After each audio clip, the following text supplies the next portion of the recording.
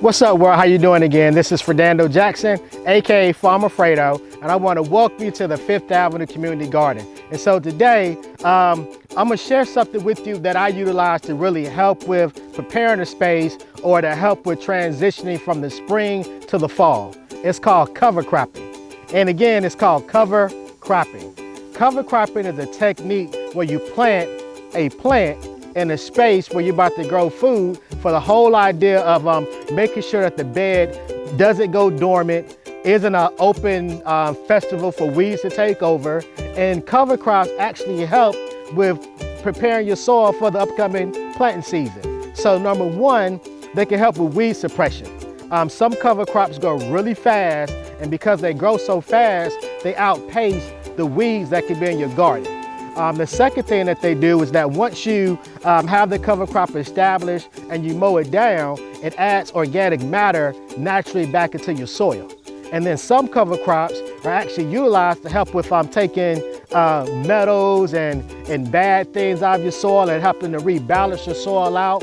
And then the fourth thing is some of them actually help with nematode suppression and nematode controls. Nematode does a lot with the root system and pretty much makes it where the roots aren't able to take up the nutrients that they need. But here at this garden space, I really like to use just one cover crop in particular, and it's called buckwheat. And see, buckwheat is what we call a fast growing cover crop. And you put it into the ground in about 45 days, it's ready for you to chop it back and to till it under. And the other reason why I like buckwheat is that it has flowers on it. So it's a natural place for pollination, a natural place for bees to have a habitat.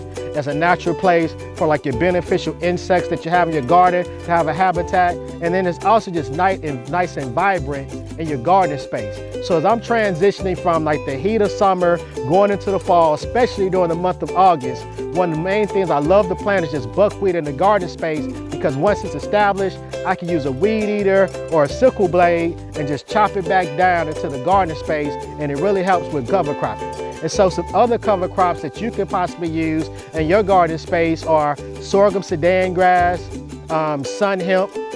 You can also use an iron clay pea for another warm season cover crop. And if you want a cover crop that has a lot of color, you can use sunflowers, and then also brown top millet to create a mat. So these are just names of different cover crops, and most of them you can find at your local feed store in the area where you live at. And again, cover crops again help with conservation. They also help with soil erosion, but it's just a technique you can use. I encourage everyone to use. If you're like letting your garden go dormant, waiting for the fall to come around, or you're thinking about, hey, I'm done with spring, but I'm gonna come back the next spring and plant something, do a cycle of cover crops so that way you don't create a space for weeds to overtake all the hard work you put in during the spring. So again, this is Farmer Fredo.